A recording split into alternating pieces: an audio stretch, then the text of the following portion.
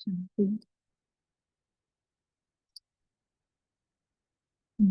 परम पिता परमात्मा शिव बाबा जंहिंखे पाण ब्रह्मा जे तन में ॾिसूं था, महसूस कयूं था, ऐं बाबल मुखड़े खे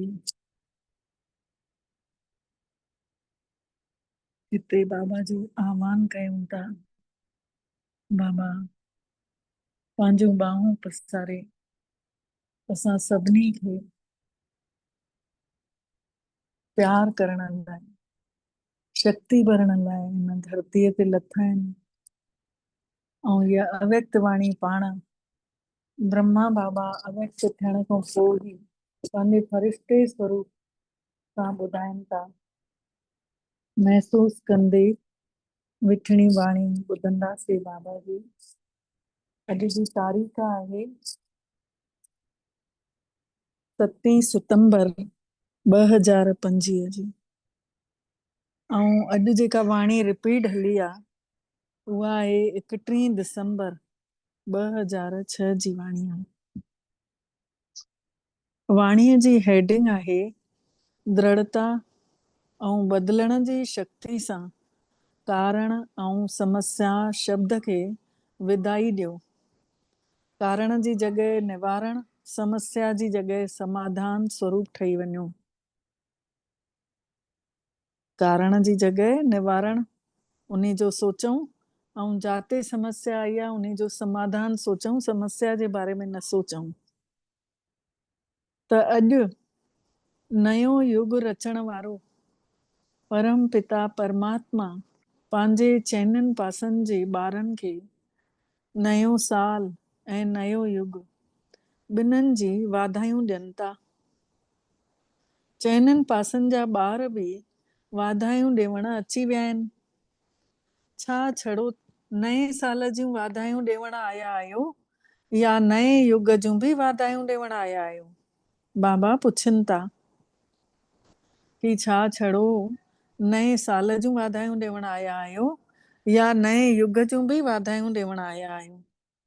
जीअं नए साल जी ख़ुशी थींदी आहे न, ऐं ख़ुशियां ॾींदा बि आहिनि। नए साल जी ख़ुशी बि थींदी आहे, ख़ुशियूं ॾींदा बि आहिनि। त तव्हां ब्राह्मण आत्माउनि खे नयो युग बि एतिरो यादि अथव? नयो युग अखियुनि जे साम्हूं अची वियो अथव? जीअं नए साल जे लाइ दिलि में अचेव थो न कि आयो कि आयो, छोकी 31 दिसंबर जी मुरली हुई। उन ॾींहुं राति जो अञा वाणी शाम जो 6 साढी 6 बजे शुरू थींदी हुई ऐं 9:30 10 ताईं वाणी हलंदी हुई। उन खां पोइ वरी भोग लॻंदो हुयो, बाबा खे खाराईंदा हुया, वरी बाबा सभिनी ॿारनि खे बि खाराईंदा हुया। उन खां पोइ जेके सेवादारी हूंदा हुया उन्हनि खे टोली प्रसाद उते मिलंदो हुयो, उते स्टेज ते ई सॾु कंदा हुया। जंहिं जोन जो टोली हुनजो हूंदो हुयो सेवा जो टर्न, त उन्हनि खे स्टेज ते ई टोली ॾींदा हुया बाबा। त बाबा चवनि था कि नए युग जे लाइ एतिरो महसूस था थिएव थी कि आयो कि आयो, दिलि में अचेव थो न, जीअं नयो साल आयो कि आयो, तीअं नए युग जो बि अचेव थो मन में कि आयो कि आयो। उन्हीअ नए युग जी यादि एतिरी साम्हूं लॻेव थी कि हाणे नयो युग हिकदमि साम्हूं अची वियो आहे। हीअ शरीर रूपी ड्रेस चमकीली नज़र अचेव थी साम्हूं? फरिश्तो स्वरूप पंहिंजो पाण खे ऐं बाबा खे महसूस कयूं था। त बाबा ऐं शिव बाबा ॿई ॼणा डबल वाधायूं ॾियनि था। ॿारनि जे मन में, अखियुनि में नए युग जूं सीनरियूं हिन महिल अचनि थियूं न। केतिरो पंहिंजे नए संसार में तन मन धन ऐं मिटनि माइटनि सां सुठा आहियूं, हर कंहिं शइ में भरपूर आहियूं। सभु उते प्राप्तियुनि ई प्राप्तियुनि जो भंडार आहे। ख़ुशी आहे कि अॼु पुराणे संसार में आहियूं ऐं हाणे नए संसार में हूंदासीं। यादि आहे न पंहिंजो राज? बाबा पुछनि था यादि अथव न पंहिंजो राज? जीअं अॼु बिटे कम लाइ आया आहियो, डबल कम अथव। कहिड़ो बिटो कम आहे? पहिरियों अथव पुराणे साल खे विदा करण आया आहियो, नए साल खे वाधायूं ॾियण आया आहियो। त छड़ो पुराणे साल खे विदा ॾियण आया आहियो या पुराणे संसार जा पुराणियूं आदतां, पुराणो सुभाउ ऐं पुराणो सुभाउ, पुराणा आदतां, पुराणी हलती चलती, उन्ही खे बि त विदाई ॾियण आया आहियो न, कि असांजो पुराणो कुझु बि न हुजे, सभु नयो हलण चलण, नयो ॻाल्हाइण, नया संस्कार। बाबा पुछनि था पुराणे साल खे मोकिलाइण त सवलो अथव, लेकिन पुराणे जेके आदतां अथव, संस्कार अथव, उन्हनि खे बि मोकिलाइण एतिरो सवलो लॻंदो अथव? जेतिरो सवलो पुराणे संसार खे मोकिलाइण लॻे थो, ओतिरो सवलो पुराणनि आदतुनि खे बि मोकिलाइण सवलो लॻे थो? छा सम्झो था? बाबा पुछनि था छा सम्झो था? माया खे बि विदाई ॾियण आया आहियो या हिन साल खे विदाई ॾियण आया आहियो? बाबा पुछनि था छड़ो माया खे विदाई ॾियण आया आहियो या हिन साल खे बि विदाई ॾियण आया आहियो? विदाई ॾियणी अथव न, या माया सां थोरो प्यार अथव? बाबा पुछनि था विदाई ॾियणी अथव न, या माया सां थोरो प्यार अथव? थोरो थोरो रखणु चाहियो था? थोरो थोरो रखणु चाहियो था? बाबा मिठड़ा अॼु चइनिनि पासनि जे ॿारनि सां, पुराणे सुभाउ संस्कारनि सां असां ॿारनि खे विदाई ॾियणु चाहिनि था। पुराणे संस्कार सां, पुराणी आदतुनि सां, ऐं बाबा चवनि था पुराणो सुभाउ, पुराणियूं आदतां सभु विदा कयो अॼु। ॾेई सघंदा आहियो? बाबा पुछनि था ॾेई सघंदा आहियो? हिम्मत अथव कि सोचो था कि विदाई ॾियण त चाहियूं था, लेकिन वरी माया अची थी वञे? विदा कयूं था माया खे, वरी माया अची थी वञे? त बाबा पुछनि था छा अॼु जो ॾींहुं तव्हां दृढ़ संकल्प करे, दृढ़ संकल्प जी शक्तिअ सां पुराणे संस्कारनि खे विदाई ॾेई करे, पुराणनि आदतुनि खे नए युग जा नयूं आदतां ईअं जीवन में वाधायूं ॾियण जी हिम्मत अथव? नए युग जूं नयूं आदतां खणी ऐं नए संस्कारनि सां सभिनी खे वाधायूं ॾियण जी हिम्मत अथव? अथव हिम्मत? पुछनि था। जेके सम्झनि था कि थी सघंदो आहे, थी सघंदो आहे या थियणो आहे, थी सघंदो आहे या थियणो ई आहे, आयो हिम्मत वारा आयो? बाबा पुछनि था। जेके सम्झनि था कि हिम्मत आहे उहे हथ मथे खणो। जेके सम्झनि था कि हिम्मत आहे असांखे, असां नए जीवन जा नए संस्कारनि जी वाधाई ॾींदासीं सभिनी खे, त उहा बाबा चवनि था उन हिम्मत सां हथ मथे खणो। हिम्मत अथव? अच्छा, जंहिं हथ न खयो आहे उहे सोचनि था छा? जंहिं हथ मथे न खयो आहे त उहे सोचनि था छा? त विदेशनि ने बि हथ मथे खयो हुयऊं। जंहिंमें हिम्मत आहे उहे हथ मथे खणो, सभु न खणिजो। अच्छा, विदेशी त होशियार आहिनि, डबल नशो अथनि न, इन करे विदेशियुनि खे बिटो नशो आहे। ॾिसजो, बाबा हर महीने रिजल्ट ॾिसंदव। जंहिं जंहिं हथ मथे कयो आहे त बाबा उन्हनि जी रिजल्ट हर महीने ॾिसंदा। बाबल मिठड़े खे ख़ुशी आहे कि हिम्मत वारा ॿार आहिनि। बाबा खे ख़ुशी अथसि कि हिम्मत वारा ॿार आहिनि, चालाकीअ सां जवाब ॾियण वारा ॿार आहिनि। हिम्मत बि रखनि था ऐं चालाकीअ सां जवाब बि ॾियनि था। छोकी ॼाणनि था कि हिकु कदम असांजी हिम्मत जो ऐं हज़ारे कदम भॻवान जी मदद त मिलणी आहे। असां भगवान जी सभा में मधुबन में अगर कंहिं ॻाल्हि जे बि हिम्मत जी अगर हथ मथे खणंदा आहियूं त बाबा उन्ही ॻाल्हि जे लाइ एॾी मदद कंदा आहिनि। त अधिकारी आहियो न, बाबा चवनि था अधिकारी आहियो न, 1000 कदम मदद जा अधिकारी आहियो। छड़ो हिम्मत खे माया लोॾाइण जी कोशिश थी करेव। हिम्मत कयूं था पोइ माया उनखे लोॾाइण जी कोशिश थी करे। बाबा ॾिसनि था कि हिम्मत त सुठी रखो था पिया, ऐं बाबा दिल सां वाधायूं बि ॾियनि था, लेकिन हिम्मत रखंदे बि गॾु में पंहिंजे अंदर फालतू जा ख़्यालात पैदा था करे वठो, या हिनमहिल बि करे रहिया आहियो कि वाणी हले थी ऐं ॿुधी काॾे काॾे हले थी फालतू जे ख़्यालनि में, जंहिंजो कुझु मतिलबु न मायने।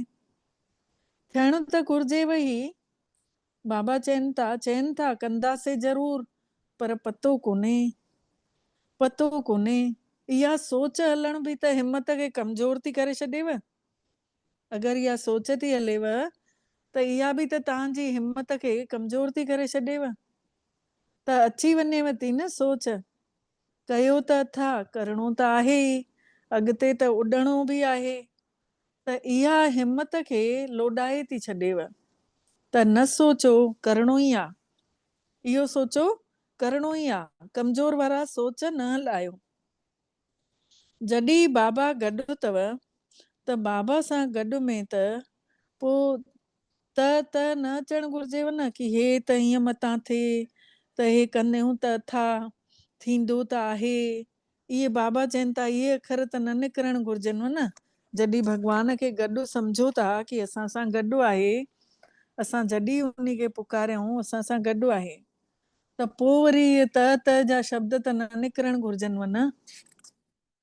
त बाबा चवनि था बाबा सां गॾु में त पोइ वरी हिन नए साल में नयो छा कंदव? अगरि त निकिरंदो त नए साल में नयो छा कंदव?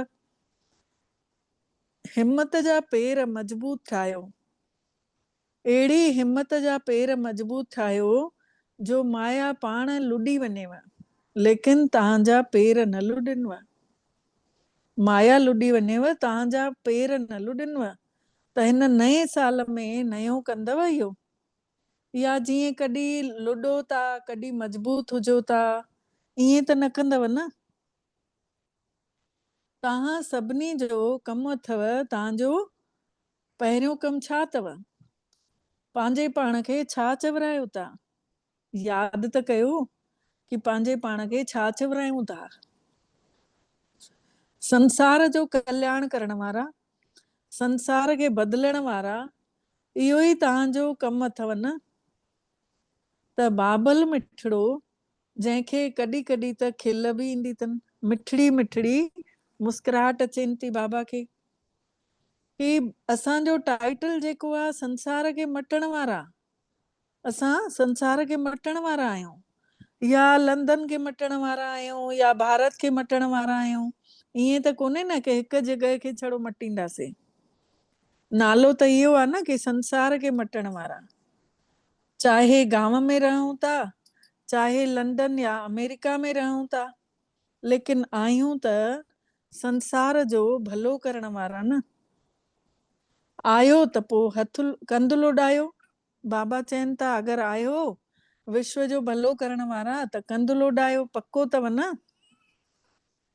ईअं त न कि 75% आयो, 75% संसार जो भलो करण वारा ऐं 25% माफ़ करण वारा, ईअं त न आहियो न कि 75% सभिनि जो भलो कयूं ऐं 25% माफ़ी ॾेई छॾियूं सभिनी खे।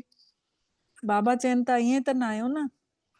तव्हांजो चैलेंज छा अथव? बाबा पुछनि था।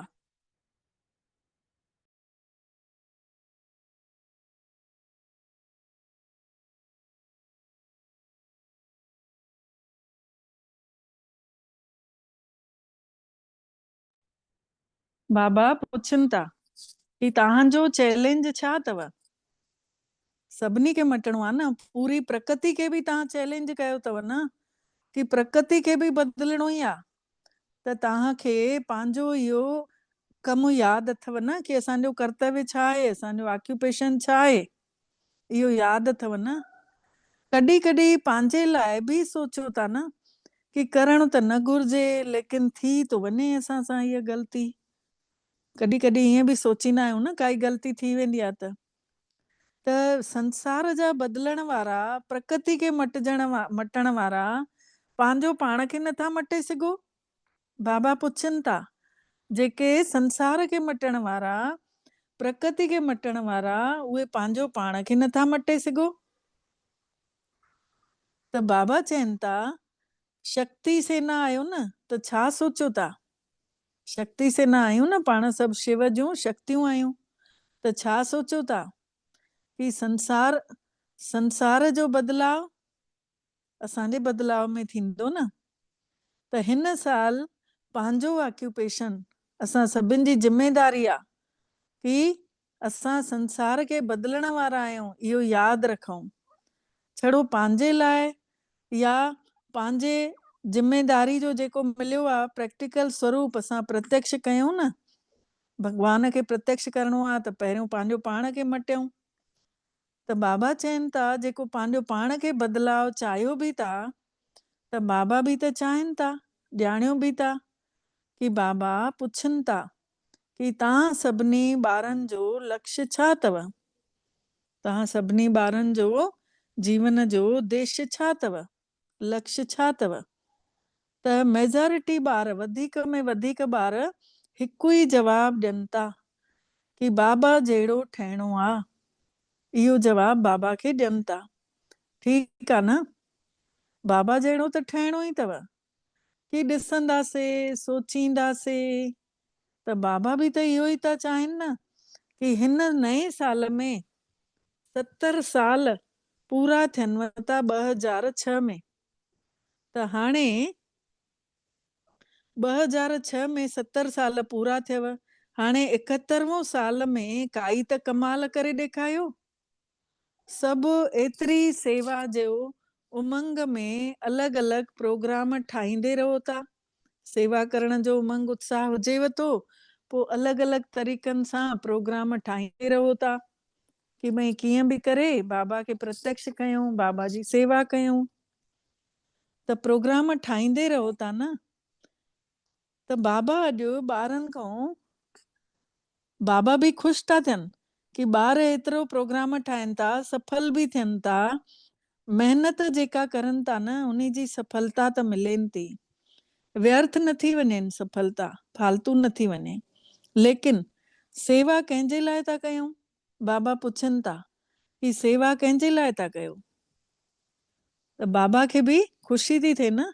त छा जवाबु ॾियनिसि था बाबा खे? बाबा खे प्रत्यक्ष करण लाइ सेवा कयूं था। त बाबा अॼु ॿारनि खां प्रश्न पुछनि था कि बाबे खे त प्रत्यक्ष करणो ई अथव, बाबा खे त ॾेखारणो ई आहे दुनिया में, कंदासीं ई, असां ई ॿारनि मां बाबा नज़र ईंदो। लेकिन बाबे खे प्रत्यक्ष करण खां पहिरियों पंहिंजो पाण खे त प्रत्यक्ष कयूं, कि मां आत्मा उन्ही परम पिता जी संतान आहियां, जेको एॾो मिठो आहे, जेको सभिनी खे ख़ुशि थो रखे, जेको सभिनी खे सुख थो ॾे।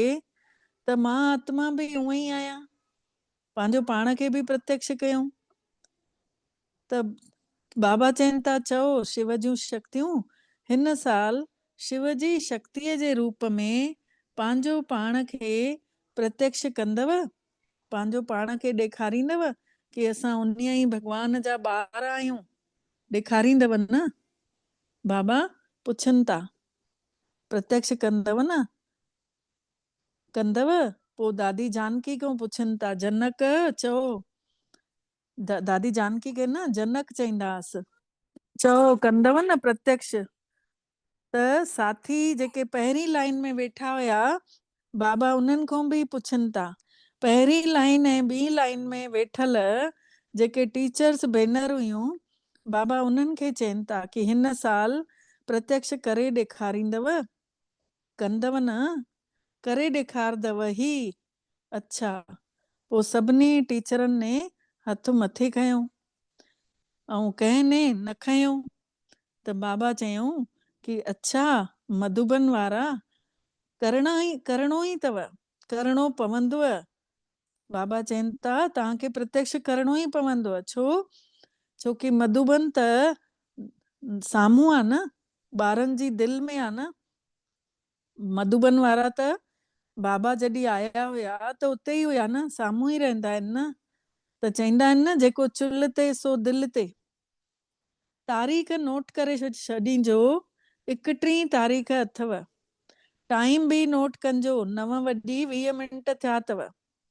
ऐं पांडव सेना, बाबा चवनि था, ऐं पांडव सेना, पांडवनि खे छा ॾेखारणो आहे? बाबा पुछनि था, पांडवनि खे छा ॾेखारणो आहे? विजयी पांडव, जीते विया आहिनि। कॾहिं कॾहिं जा विजयी कोन्हनि, आहिनि ही विजयी पांडव, हमेशह जे लाइ जीतियल। त हिन साल में अहिड़ो ठही करे ॾेखारींजो, या चवंदव कि छा कयूं? बाबा चवनि था हिन साल अहिड़ो ठही ॾेखारींदव कि चईंदव कि छा कयूं? माया अची वई, चाहियूं त न पिया पर माया अची वई। त बाबा ने पहिरियों बि चयो हुए कि माया पंहिंजो आख़िरीअ महल ताईं अचणु बंदि न कंदव, लेकिन माया जो कमु अथव अचणु, ऐं तव्हांजो कमु छा आहे? बाबा पुछनि था, माया जो कमु अथव अचणु, ऐं तव्हांजो कमु छा आहे? जीतणु, विजयी ठहिणु। त इहो न सोचींजो कि चाहियूं थोरे ई था, लेकिन माया अची थी वञे, थी थो वञे। त हाणे बाबा हिन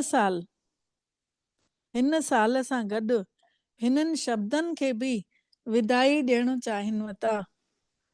बाबा चवनि था हिन साल इन्हनि शब्दनि सां गॾु विदाई ॾियणु चाहिनि था, शब्दनि खे बि, कि भई छा कयूं, माया अची वई, इहे सभु बि विदा कयो शब्द। हाणे इहे ॿीहर तव्हांजे मुख ते न अचणु घुरिजनि, इहे शोभा नथा ॾियनि।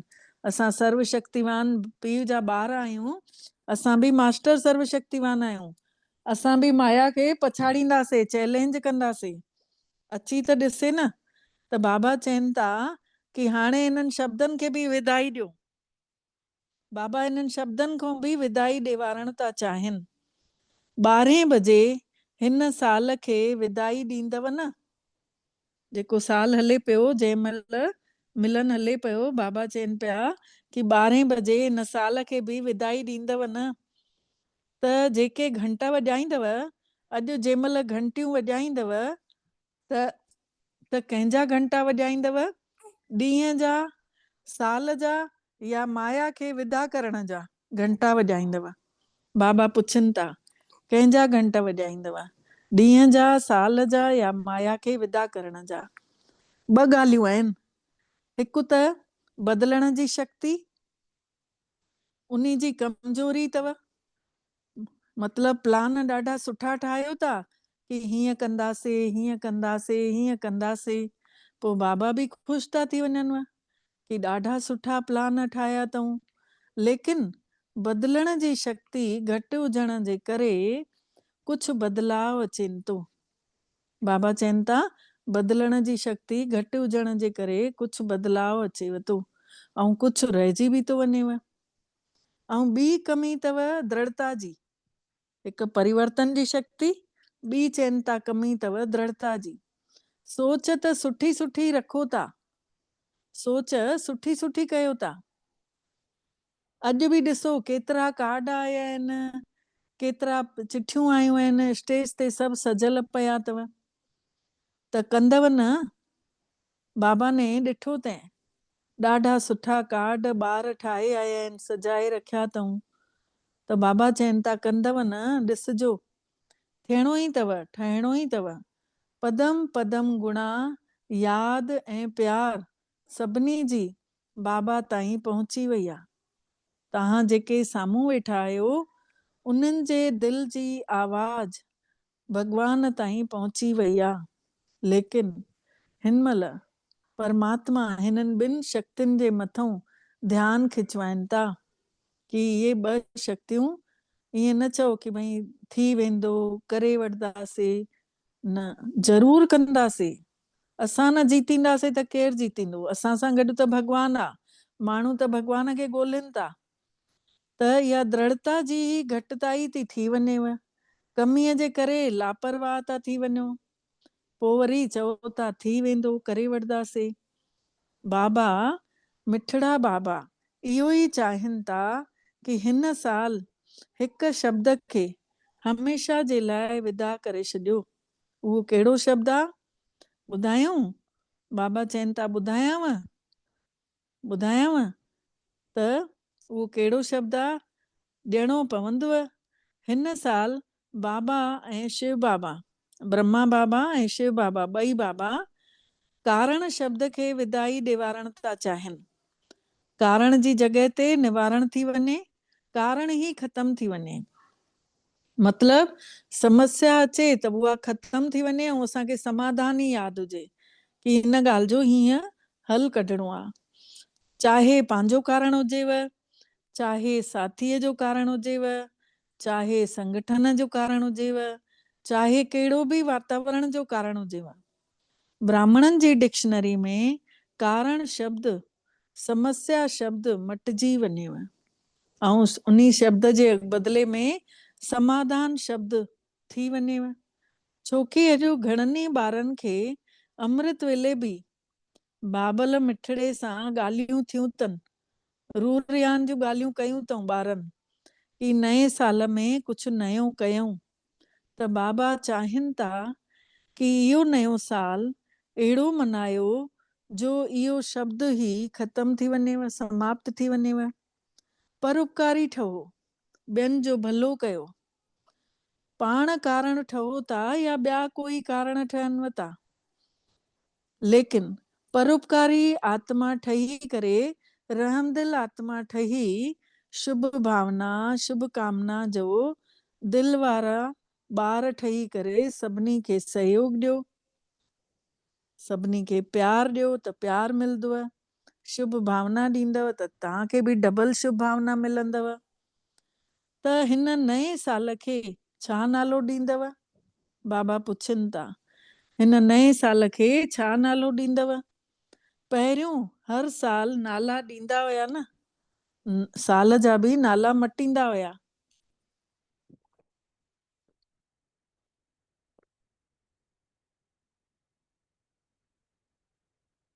यादि अथव न त बाबा मिठड़ा हिन साल खे सुठे में सुठो शुभ संकल्प, दृढ़ संकल्प, स्नेह, सहयोग ऐं संकल्पनि जो साल इहो नाला न रखंदासीं कि श्रेष्ठ शुभ संकल्पनि जो साल या दृढ़ संकल्पनि जो साल या स्नेह सहयोग जो साल। बाबा चवनि था इहे नाला न रखंदासीं, लेकिन अहिड़ो तव्हांजो ठहियल रूप ॾिसण थो चाहियां। बाबा असांजो अहिड़ो रूप ॾिसण था चाहिनि जेके कि दृढ़ता जी शक्ति, बदिलण जी शक्ति हमेशह गॾु बि अथव।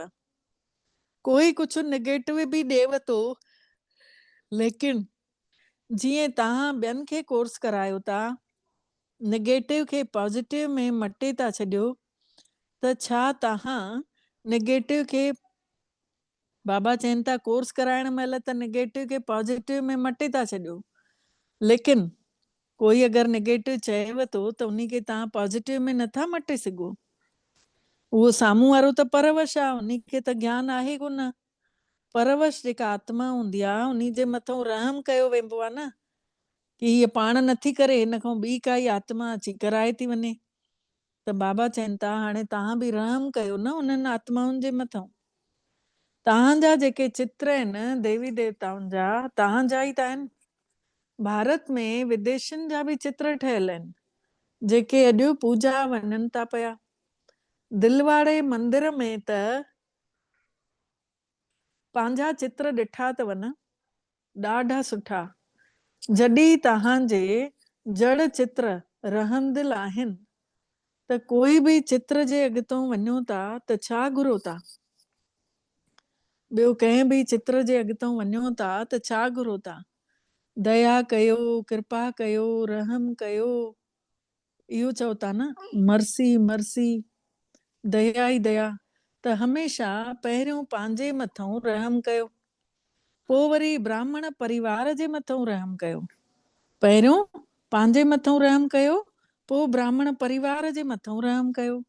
अगरि कोई परवश आहे, अगरि कोई पंहिंजी आदतुनि जे वश आहे या कमज़ोर आहे, उन महिल उहो बेसम्झ आहे न। जेको कमज़ोर आहे, परवश आहे, आदतुनि जे वश आहे, त उन महिल उहो बेसम्झ आहे। त असांखे उन जे मथां क्रोध न करिणो आहे। बाबा चवनि था त तव्हां क्रोध न कयो। क्रोध जी रिपोर्ट घणी थी अचे। क्रोध न त उन जे वरी ॿारनि बच्चनि सां बि ॾाढो प्यार अथव। क्रोध जा ॿार, रोब आहे, ईर्ष्या हूंदी आहे, अहंकार हूंदो आहे, क्रोध जा ॿार। ऐं क्रोध जी भेण चवंदा आहिनि जिद हूंदी आहे। त रोब अचेव थो, इहो रोब बि त क्रोध जो ॿार आहे न। त जीअं परिवार में हूंदो आहे न, वॾे ॿार सां प्यार घटि थी वेंदो आहे ऐं पोटनि पोटनि सां वधीक थी वेंदो आहे। त क्रोध जेको आहे पीउ अथव, ऐं रोब उन जो उबतो नशो। नशे जा बि अलॻि अलॻि प्रकार थींदा अथव। कंहिंखे ॿुद्धीअ जो नशो, कंहिंखे ड्यूटीअ जो नशो, कंहिंखे सेवा जे कोई विशेष कर्तव्य जो नशो, ईअं बि रोब थींदो अथव।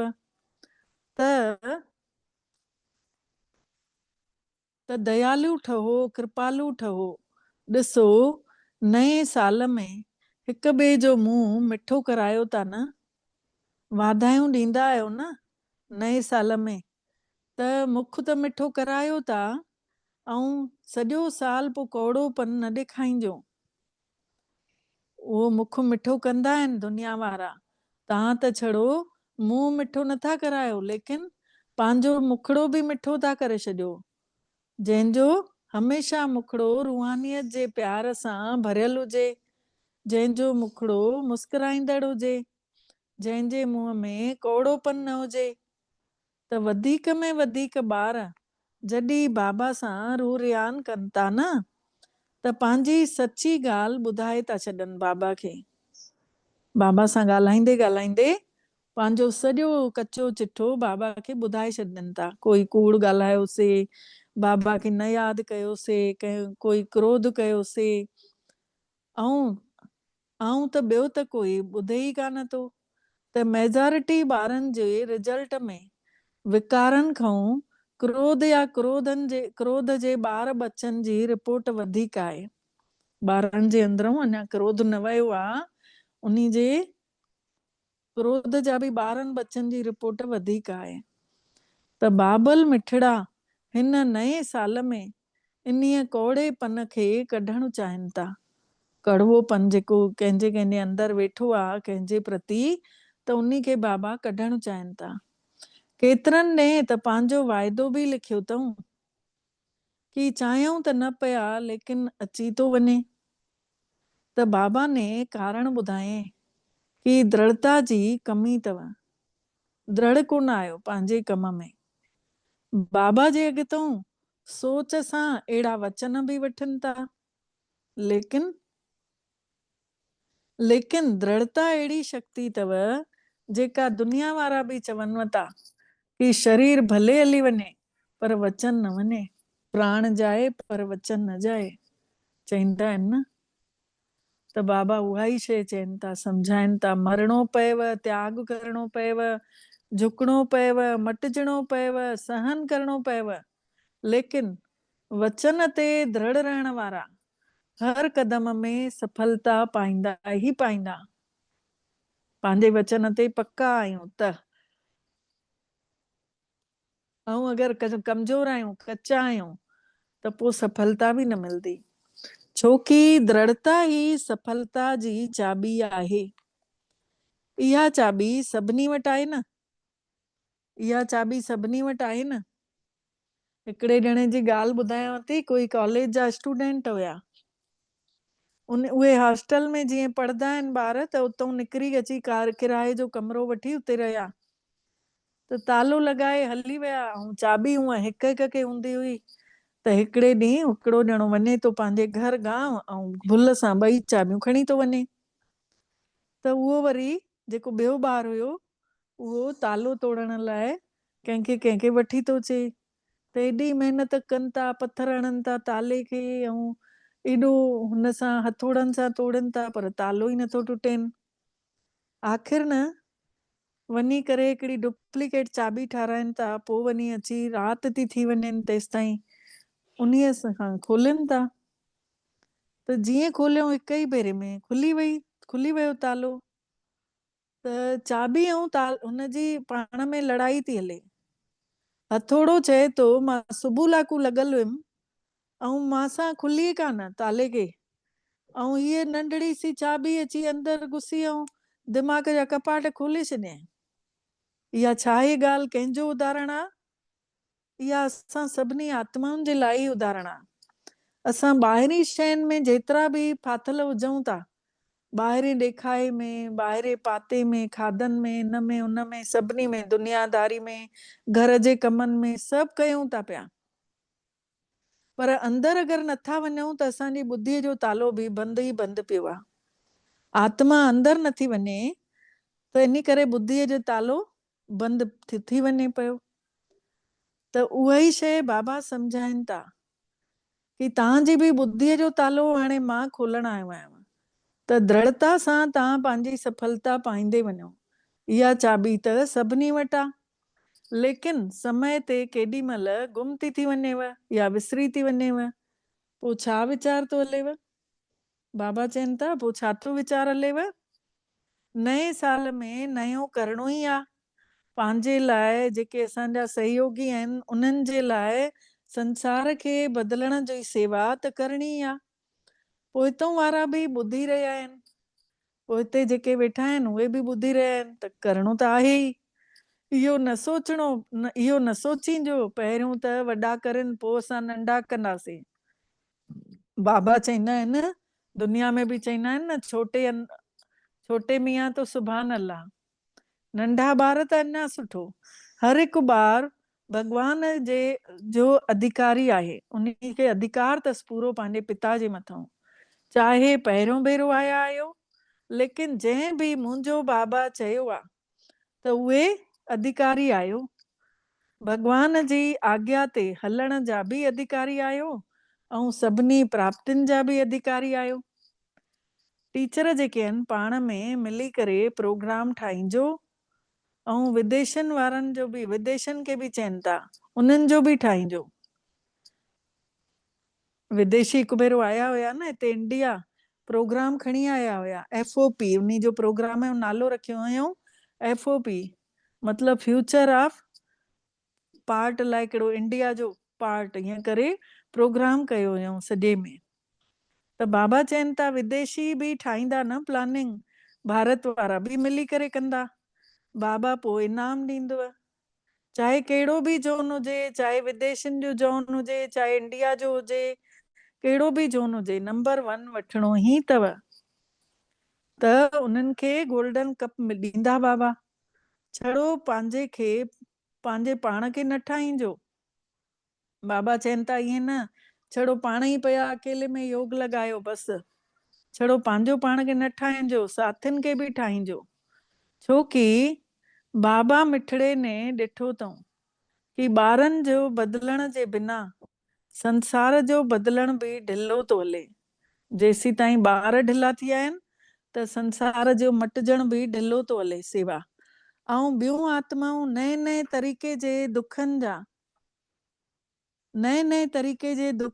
दुखनि खे झेलनि था। दुख अशांति जा नया नया कारण ठही रहिया आहिनि। त पंहिंजो बाबा मिठड़ो हिन महिल ॿारनि जी दुखनि जी पुकार ॿुधंदे उहे बि बदिलणु चाहिनि था, ॿारनि खे बि बदिलाइण चाहिनि था। त हे मास्टर सुखदाता ॿार, हाणे असां ॿारनि खे बाबा टाइटल ॾियनि था कि असां सभु मास्टर सुखदाता ॿार आहियूं, सुख ॾियण वारा। त चवनि था दुखनि जे मथां रहम कयो। भगत बि भक्ति करे करे बि थकिजी पिया अथव। भगतन खे बि मुक्तिअ जो वरसो ॾेवारियो। रहम अचेव थो या नथो अचेव, पंहिंजी ही सेवा में, पंहिंजी ही दिनचर्या में थोड़ी बिजी आहियो। बाबा पुछनि था, छड़ो पंहिंजे पाण लाइ थोड़ी बिजी आहियो कि पाण ई सनानु पाणी कयोसीं, रोटी ठाहीसीं, खाधीसीं, वरी सुम्हियासीं, वरी शाम जो नियम सां हिकिड़ो भेरो सेंटर थी आयासीं। बाबा चवनि था पंहिंजे पाण में थोड़ी व्यस्त थी आहियो। निमित आहियो न, त ईअं न कि वॾा निमित आहिनि। हिकु हिकु ॿार जेको बि मुंहिंजो बाबा चए थो, मुंहिंजो आहे बाबा, जंहिं मञियो आहे, उहे सभु निमित आहियो। त नए साल में हिक ॿिए खे गिफ्ट ॾियो था न, नए साल में हिक ॿिए खे गिफ्ट ॾींदा आहियो न, त तव्हां भगतनि जी आश पूरी कयो ऐं उन्हनि खे गिफ्ट ॾेवायो। भगतनि जी आश पूरी कयो ऐं उन्हनि खे इहो गिफ्ट ॾेवायो। दुखियुनि जे मथां रहम कयो। दुखियुनि खे, जेके दुखियारा आहिनि, उन्हनि खे दुखनि खां छॾायो। मुक्तिधाम में शांति ॾेवायो, इहा गिफ्ट ॾियो। इन ब्राह्मण परिवार में हर आत्मा खे दिल जो प्यार ऐं सहयोग जी गिफ्ट ॾियो। इन ब्राह्मण परिवार में हर आत्मा खे दिल जो प्यार ऐं सहयोग जी गिफ्ट ॾियो। तव्हां वटि गिफ्ट जो स्टॉक अथव? बाबा पुछनि था कि तव्हां वटि गिफ्ट जो स्टॉक अथव? स्नेह अथव? सहयोग अथव? मुक्ति ॾेवारण जी शक्ति अथव? सभु बाबा पुछनि था। जीअं पाण वटि स्टॉक ॾाढो आहे, उहे हथ मथे खणो। जंहिं वटि स्टॉक घणो आहे, कमाई सची करे वरिती आहे, आत्मिक स्वरूप में टिके थो, त बाबा चवनि था उहे हथ मथे खणो। अथव स्टॉक? स्टॉक घटि अथव? बाबा पुछनि था। पहिरीं लाइन वारनि वटि स्टॉक घटि आहे छा? त हे ब्रजमोहन बि हथ मथे नथो खणे। बाबा ब्रजमोहन भाई खे, जेको बॉम्बे इन दिल्ली जे गुड़गांव सेंटर ते रहंदा आहिनि, ORC में, त उहे पुराणा भाव आहे, उहो ॾाढो पुराणो भाव आहे। त बाबा चवनि था उहो बि हथ नथो मथे खणे। स्टॉक त अथव न, स्टॉक अथव न, त ॾियो न, सभिनी खे विरायो न। फ्राक दिल ठहो न, वॾी दिल वारा, मधुबन वारा छा कंदव? अथव स्टॉक? मधुबन में अथव स्टॉक? बाबा पुछनि था। मधुबन में त चइनिनि पासनि में स्टॉक भरियो पियो अथव। त हाणे दाता ठहो, छड़ो जमा न कयो, दाता ठहो, ॾींदा वञो। ठीकु आहे? अच्छा, हिन महिल हर हिकु पंहिंजे मन जो मालिक अनुभव करे हिकु सेकेंड में मन खे एकाग्र करे सघंदा आहियो। बाबा चवनि था पंहिंजे मन खे अनुभव करे हिकु सेकेंड में एकाग्र करे सघंदा आहियो। मन खे आर्डर करे सघंदा आहियो। हिकु सेकेंड में पंहिंजे मिठे घर में पहुची वञो। हिकु सेकेंड में पंहिंजे मिठे घर में, परम धाम में पहुची वञो। अनुभव कयूं कि असां आत्माऊं सभु परम धाम, सुनहरे ॻाढ़े आसमान में पहुची विया आहियूं, शिव बाबा वटि। ऐं बाबा जे अॻितां असां सभु किरणनि में सनानु कयूं था। बाबा जूं मिठियूं मिठियूं किरणा असां आत्माउनि खे भिॼाइनि थी पयूं। असांजा जन्मनि जन्मनि जा पाप कटिजंदा था वञनि। बाबा चवनि था ईअं तव्हां महसूस करे सघंदा आहियो। हिकु सेकेंड में पहुची वञो परम धाम। हिकु सेकेंड में पंहिंजे राज्य स्वर्ग में पहुची वञो। सतयुगी दुनिया में हाणे पहुची वञूं, उतां स्वीट होम मां वरी सतयुगी दुनिया में पहुची वञूं। हिते हिन धरती ते पाण केॾा मिठा हुयासीं, केॾा सुठा हुयासीं, सभिनी खे प्यार विराईंदा हुयासीं, शक्ति ॾींदा हुयासीं, सुख ॾींदा हुआसीं। उहे ॾींहं यादि कयूं त मन तव्हांजो आर्डर मने वतो या हलचल करे वतो। बाबा पुछनि था कि हिकु सेकेंड में परम धाम, हिकु सेकेंड में सतयुगी दुनिया में पहुची वञो, त मन ने मञाव कि नथो मनेव, कि हलचल तो करेव? मालिक अगरि योग्य हूंदो आहे, शक्तिशाली हूंदो आहे, त मन न मने इहो थी नथो सघे। त हिन महिल अभ्यास कयो, 1 सेकेंड में सभु पंहिंजे मिठड़े घर में पहुची वञूं। 1 सेकेंड में पंहिंजे मिठड़े घर में परमधाम में पहुची वञूं। बाबा चवनि था ईअं अभ्यास कयो। सॼे ॾींहं में विच विच में ध्यानु रखूं। मन जी एकाग्रता पंहिंजे पाण खे बि ऐं वातावरण खे बि पावरफुल ठाहे थी। मन अगरि एकाग्र आहे, भॻवान में लॻो पियो आहे, परमधाम में आहियूं, त वातावरण बि शक्तिशाली थो ठहे ऐं मन बि एकाग्र थो थिए। अच्छा, पोइ वरी बाबा जो यादि प्यार आहे।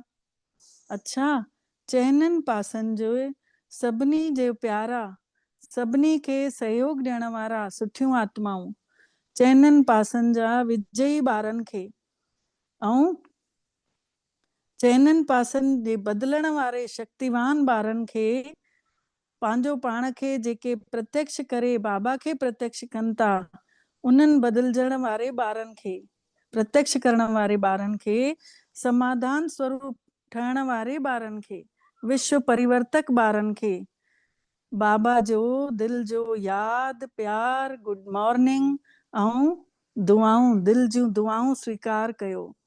गॾु में सभिनी ॿारनि खे बि जेके बि भॻवान जी दिल जा सिरताज आहिनि, अहिड़े सिरताज ॿारनि खे बि बाबल मिठड़े जो नमस्ते। ऐं असां ॿारनि जो बि मिठड़े मिठड़े बाबल खे दिल जो यादि प्यार, गुड मॉर्निंग ऐं नमस्ते बाबा, नमस्ते। शुक्रिया बाबा, शुक्राना तव्हांजा, जे तव्हां असांखे पंहिंजो कयव ऐं असां सभिनी जो पदमा पदम भाग्य जाॻायव। वरदान आहे, महसूस कंदासीं बाबल मिठड़ो असां सभिनी खे वरदान ॾियण लाइ फ़रिश्ते स्वरूप सां असांजे साम्हूं अची विया आहिनि ऐं अची करे वरदान ॾियनि था। इहो वरदान पंहिंजे जीवन में आणींदासीं। बाबा दृष्टि ॾियनि था, बाबा तिलक लॻाइनि था, आत्मा खे ॾिसी शक्ति भरनि था ऐं बाबा वरदान ॿुधाइनि था मथे ते हथु रखी। मुरलीधर जी मुरलीअ सां प्रीत रखण वारा हमेशा शक्तिशाली आत्मा ठहो। मुरलीधर जी मुरलीअ सां प्रीत रखण वारा हमेशा शक्तिशाली आत्मा ठहो। जिन ॿारनि जो पढ़ाई मतिलबु मुरलीअ सां प्यार आहे, उन्हनि खे हमेशा शक्तिशाली ठहण जो वरदान मिली वेंदो आहे। पढ़ाईअ सां प्यार मतिलबु मुरलीअ सां प्यार, त मुरलीधर सां प्यार, त उहे शक्तिशाली थी वेंदा आहिनि। उन्हनि जे साम्हूं कोई बि विघ्न अची न सघंदो आहे। मुरलीधर सां प्रीत रखणु मतिलबु उन जी मुरलीअ सां प्रीत रखणु। भॻवान सां प्रीत रखीसे मतिलबु उन जे वचननि सां प्रीत आहे, तॾहिं उन सां प्रीत आहे। अगरि कोई चए कि मुरलीधर सां त मुंहिंजी ॾाढी प्रीत आहे, लेकिन पढ़ाईअ जे लाइ मूंखे समय नथो मिले, त बाबा नथा मञनि। बाबा चवनि था ईअं न थी सघंदो आहे, छोकी जाते लगन हूंदी आहे उते कोई बहानो हूंदो ई कान्हे। पढ़ाई ऐं परिवार प्यार जो किलो ठही वेंदो आहे, जंहिंसां उहे सेफ रहंदा आहिनि।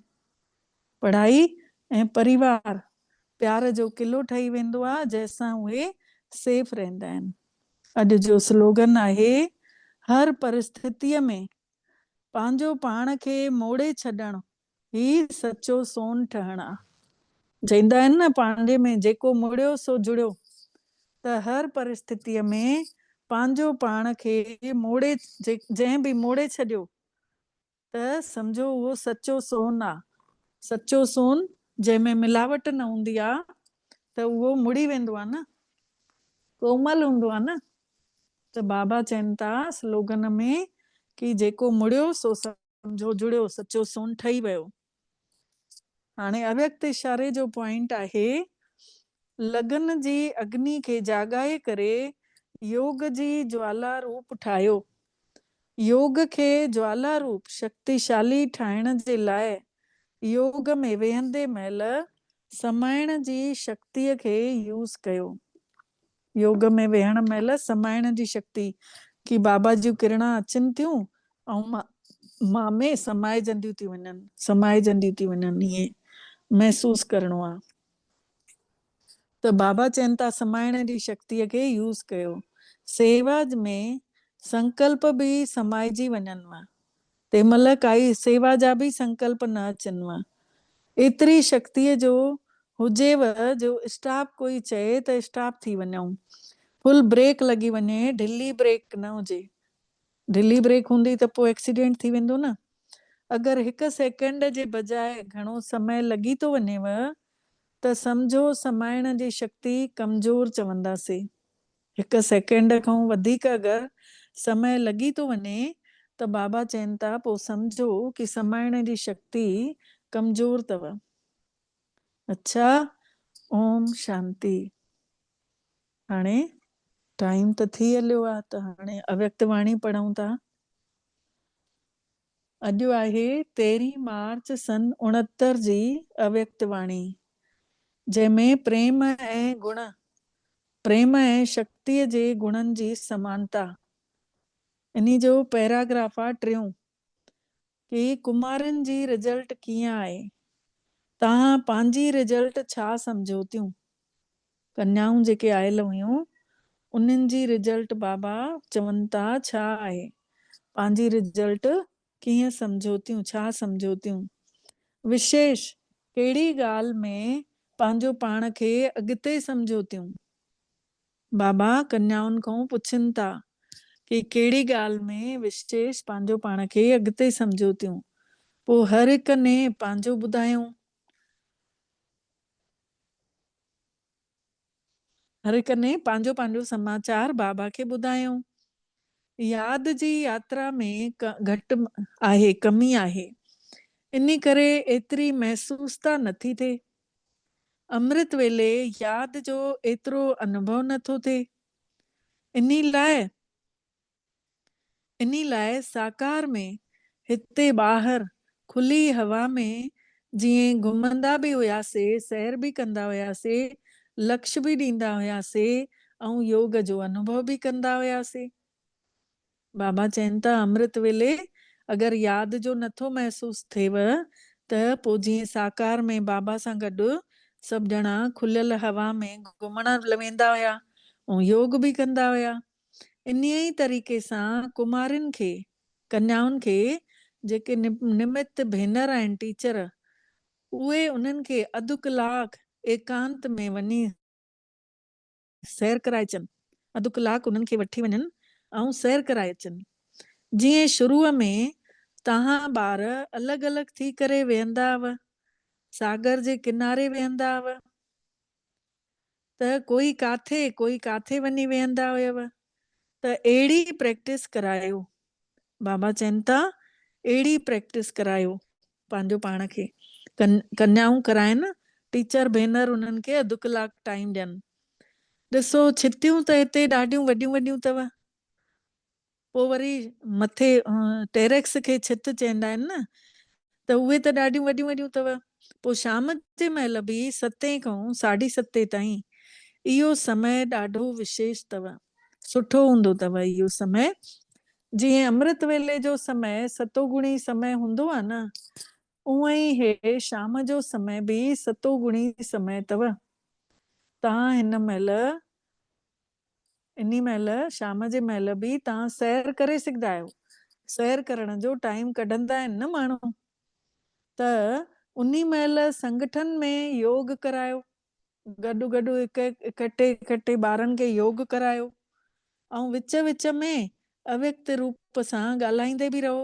जीअं बाबा जी आवाज़ हूंदी आहे न, हिकदमि चपन ई चपन में, आज बाप दादा बोले, ईअं आवाज़ बाबा चवनि था, ईअं पाण में बि ॻाल्हायो तेॾी महिल अव्यक्त रूप सां। कोई कमु पएव थो त ईअं जीअं मौन रखंदा आहियूं त ईअं शांत थी रहंदा आहियूं न, पोइ वरी ईअं धीरे धीरे ॻाल्हाईंदा आहियूं। त बाबा चवनि था पोइ उहे तव्हां पाण में ॻाल्हायो, कंहिंजो ॿुधी जो तार हेॾे होॾे हूंदो त उन्ही जो ध्यानु हेॾे खिचजी वेंदो। योग जे विषय में ॾाढियूं घटि आहियो ॿार। बाबा चवनि था योग जे विषय में तव्हां में ॾाढी कमी अथव। योग जेको आहे सुठो नथो हलेव अञा। इन करे बाबा सम्झाणी ॾियनि था, भाषण करणु, प्रदर्शनी में सम्झाइणु। इहो त अॼुकल्ह स्कूलनि में कन्याउनि खे हिकु हफ़्तो ट्रेनिंग ॾेई छॾियऊं त ॾाढो सुठो सम्झाए वठंदियूं। लेकिन इहो त जीवन जे अंदरि अति इंद्रिय सुख जो अनुभव करणो आहे न। जीअं चाॿी ऐं हथोड़ो पाण में विढ़नि पिया न, त ईअं ई असांखे बि अंदरों जो सुख अनुभव करणो आहे न, आत्म स्वरूप जो अनुभव करणो आहे न।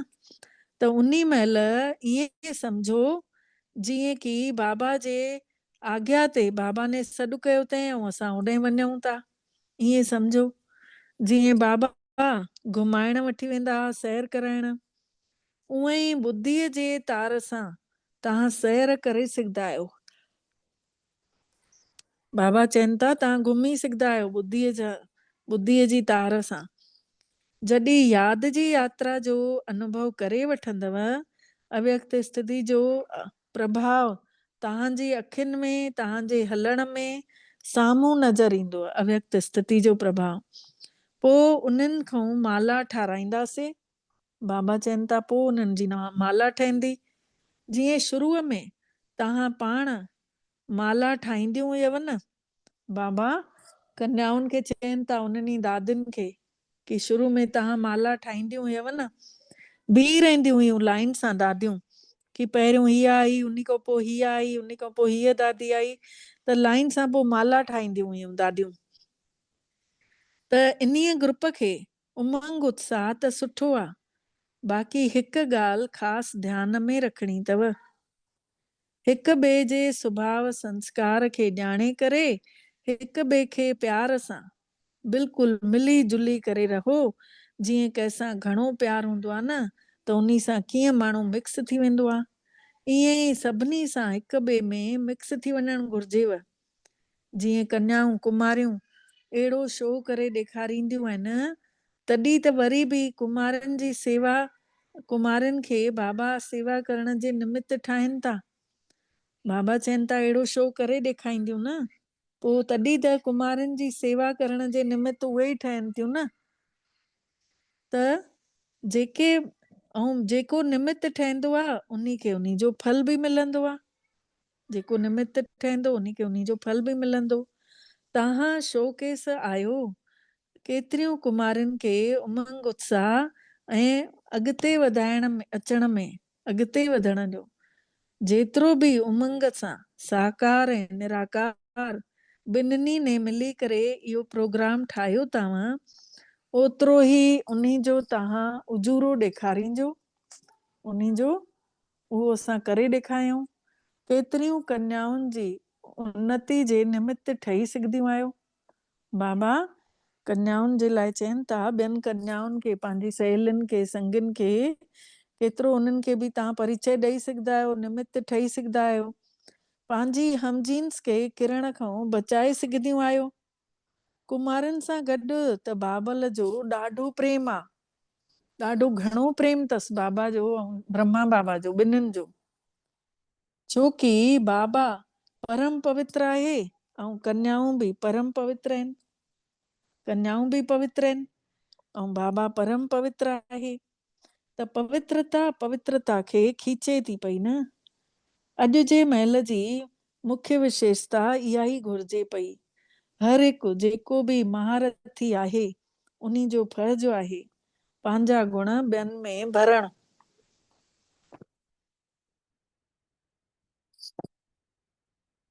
जीअं ज्ञान जो दान ॾियणो हूंदो आहे न, उहे ई गुणनि जो बि दान करणु घुरिजेव।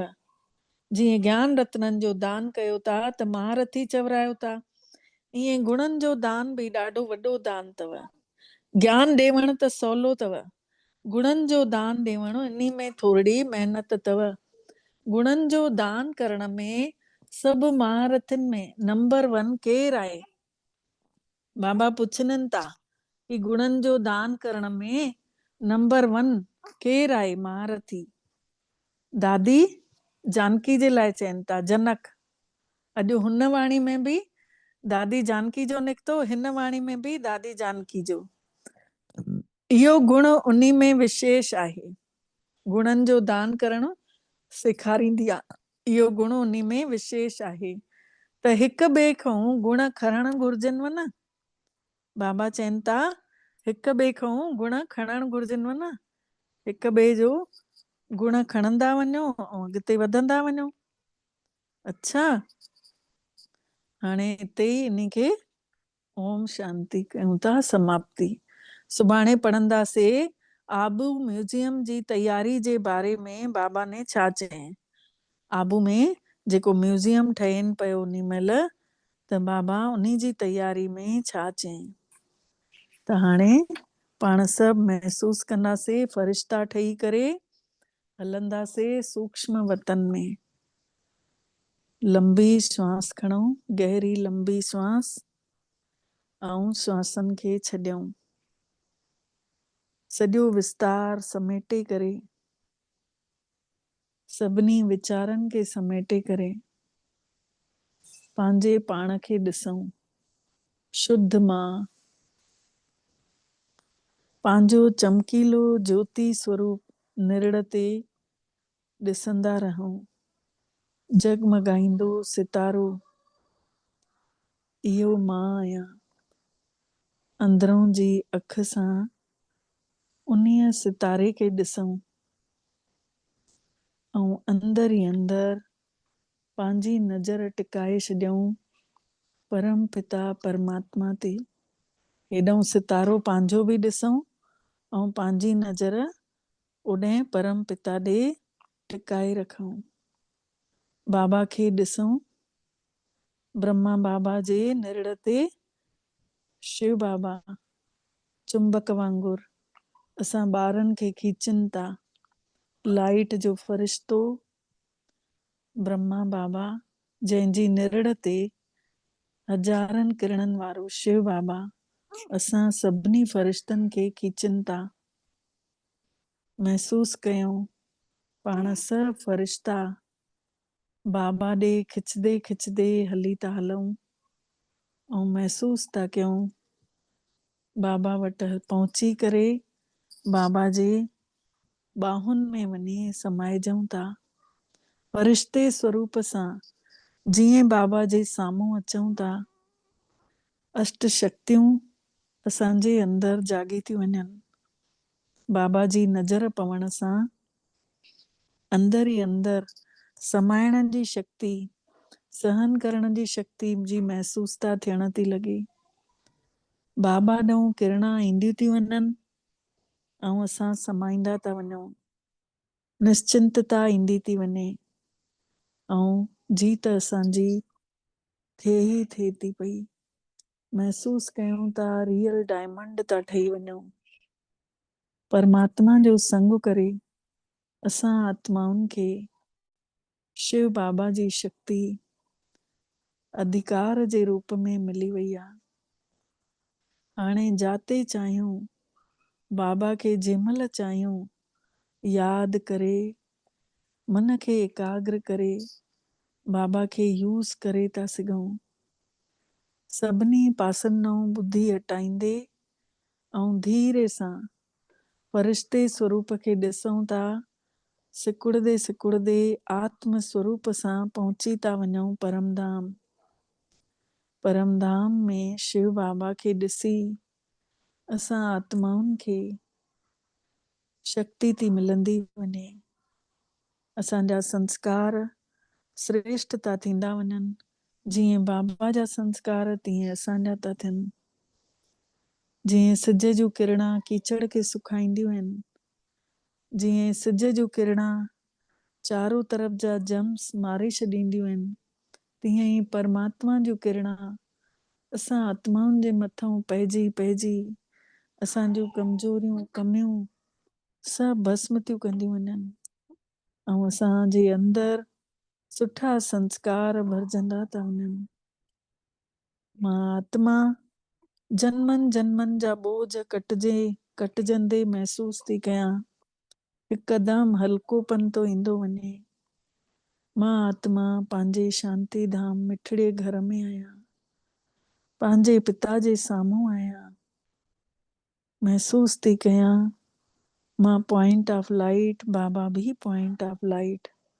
हाणे बाबा खे मां आत्मा शुक्राना चवां थी ऐं धीरे धीरे लहूं था हेठि लहंदे लहंदे अची हिन मिटीअ जे तन में वेहियूं था ऐं हिते वेठे सां ई आत्म स्वरूप सां शिव बाबा खे ऐं ब्रह्मा बाबा खे शुक्राना चऊं था। मिठड़ा बाबल, तव्हांजा बारंबार शुक्राना जे तव्हां असांखे अॼु अहिड़ो अनुभव करायव। असां सभिनी जो पद्मा पदम भाग्य जागायव। ओम शांति, ओम शांति, ओम शांति। तव्हां सभिनी ब्राह्मणनि ॿारनि जो बि शुक्रानो ॾाढो ॾाढो। ओम शांति।